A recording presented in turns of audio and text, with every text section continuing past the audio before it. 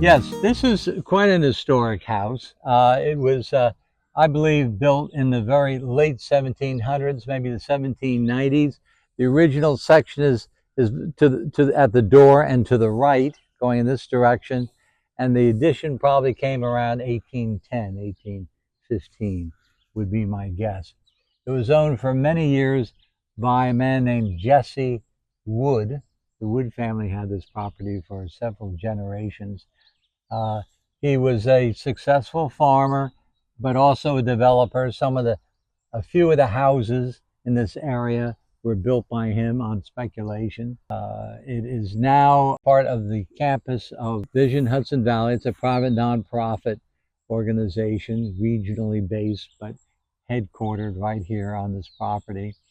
Scott's Meadow that we looked at is just immediately to the right of us here. It's contiguous. It used to be part of this property, the Scott's Meadow land.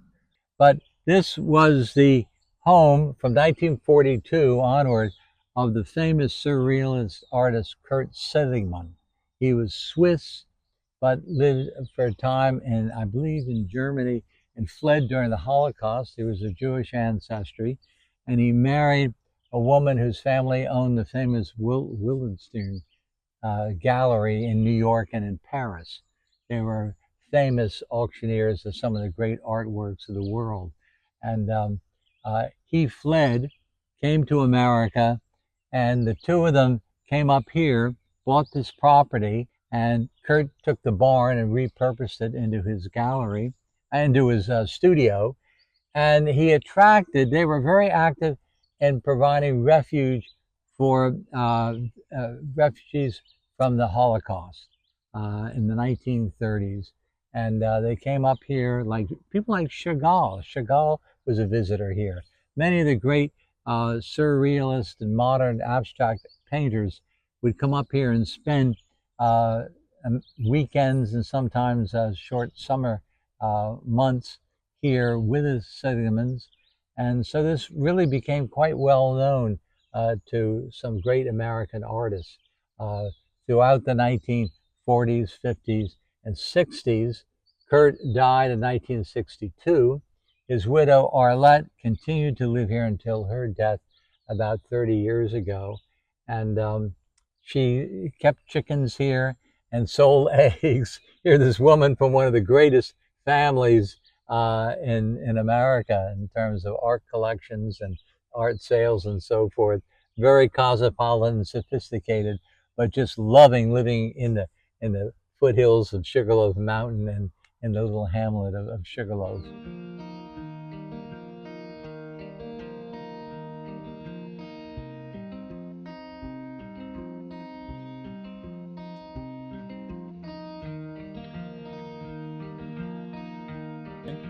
It's amazing to think that some of the most famous American artists of the early 20th century were in this building, painting with Kurt from time to time, or just having been entertained as guests with the Seligmanns. We believe Kurt Seligmann, when he converted the barn to his studio, it would make sense for him to open up to the northern light, which I understand artists prefer.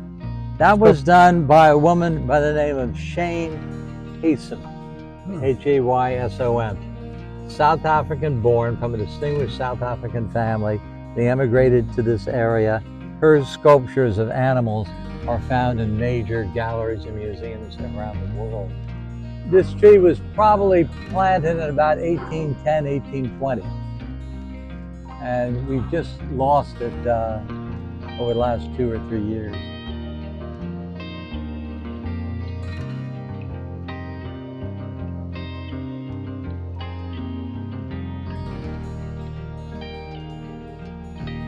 More recently, it's been a gallery for local artists who want to rent space to have an exhibition. This barn was probably built around the time of the Civil War. Kurt and Arlette Seligmann still reside here in the Wood Cemetery. That's Arlette's on the left. 1992. Arlette. 1962, so she survived by 30 years. There was it, 1992. as the practice was in those times, you had a family burial plot.